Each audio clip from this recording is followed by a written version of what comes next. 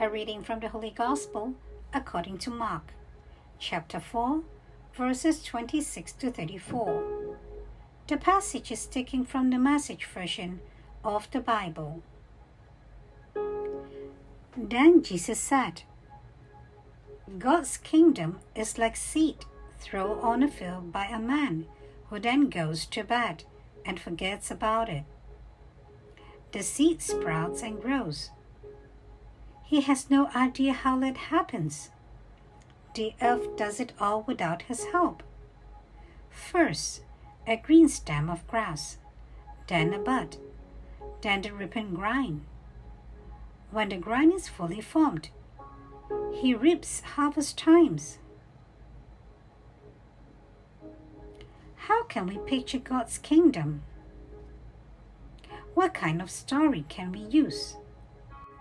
It's like an acorn. When it lands on the ground, it is quite small as seeds go. Yet, once it is planted, it grows into a huge oak tree with thick branches. Eagles nest in it.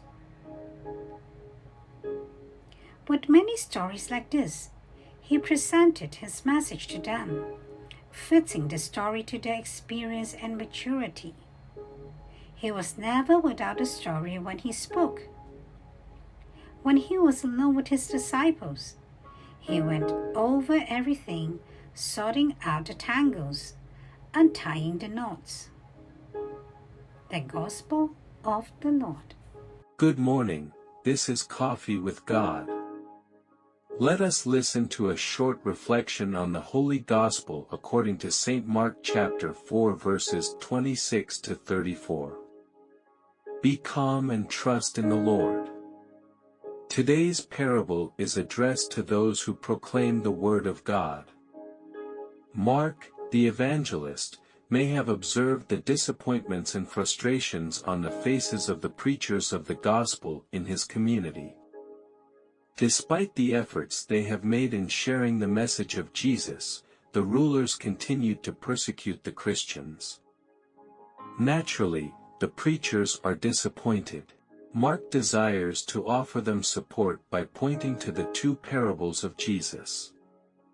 Through the parable of the seed sown by the farmer, Jesus wants to emphasize that the role of the preacher is only minimal, just preach the word. The rest of the work that happens in the hearts, in the lives of people, is the work of God. When and how should the listener respond to the word should not be the preacher's concern. His job is only to preach the word of God. The rest is God's work. After the sowing season comes the moment when the farmer sleeps and watches. It is useless for him to get restless or worry. The process underway now no longer depends on him. If he gets restless upon entering the field, he only causes trouble by trampling and damaging the tender shoots. All he must do is wait. In silence, the miracle begins as the seed sprouts from the earth. The assimilation of the gospel message is not immediate. The work of a person's inner transformation requires days and years. However, once it has penetrated the heart, the word of Christ sets in motion an unstoppable dynamism, even if slow. Those who have heard it never remain the same.